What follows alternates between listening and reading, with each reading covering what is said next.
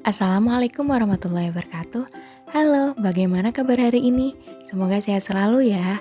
Pada video kali ini, kita akan membahas mengenai pola hidup bersih dan sehat atau PHBS, serta pemeliharaan kesehatan alat reproduksi.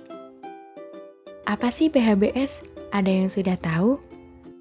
Oke, jadi PHBS merupakan perilaku atau kebiasaan positif yang dilakukan untuk mencegah penyakit, meningkatkan kesehatan, dan untuk mewujudkan lingkungan yang sehat. Lalu, apa aja sih yang termasuk PHBS?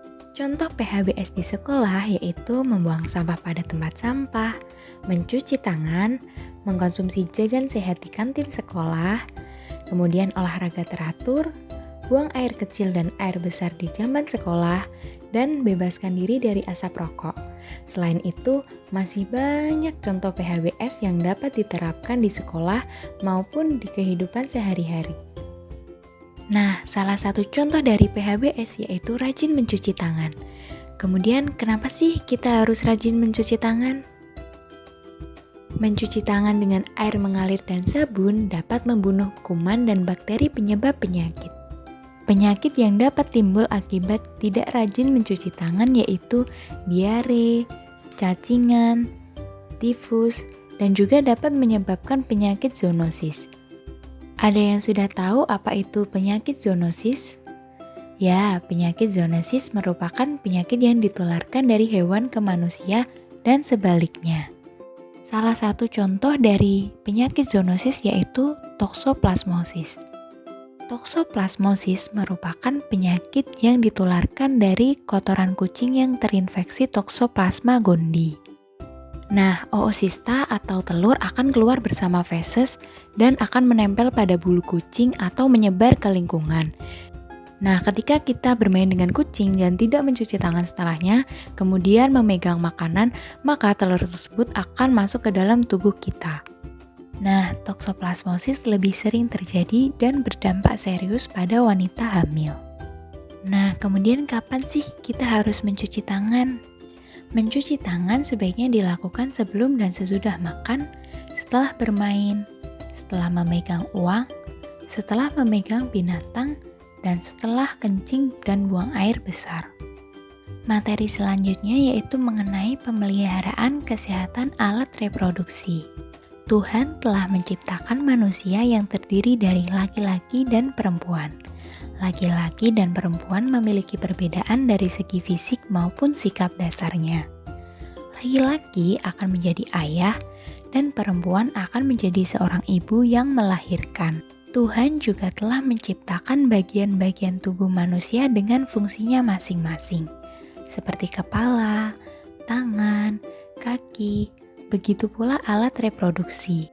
Setiap hari kita perlu membersihkan tubuh dari debu, kotoran, dan keringat yang menempel. Begitu pula pada bagian alat reproduksi, harus dibersihkan secara rutin. Kemudian, kenapa sih kita harus membersihkan alat reproduksi?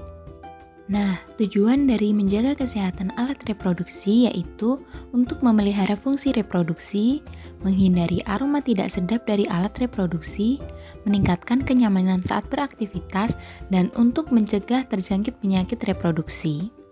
Nah, jika kita menjaga kesehatan alat reproduksi, terdapat beberapa manfaat yang akan kita dapat seperti kulit di sekitar alat reproduksi sehat dan bebas bau tidak sedap, kemudian aktivitas buang air kecil dan besar tidak terganggu, dan terhindar dari penyakit. Kemudian bagaimana sih cara menjaga kesehatan alat reproduksi? Yang pertama yaitu membersihkan diri setelah buang air kecil dan besar. Jadi, membersihkan alat reproduksi setelah buang air kecil dan besar dengan menggunakan air yang bersih.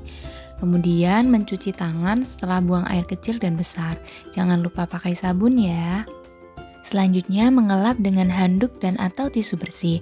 Nah, setelah buang air kecil dan air besar, kondisi alat reproduksi akan terasa lembab dan basah. Nah, jamur itu akan tumbuh pada tempat yang lembab dan basah.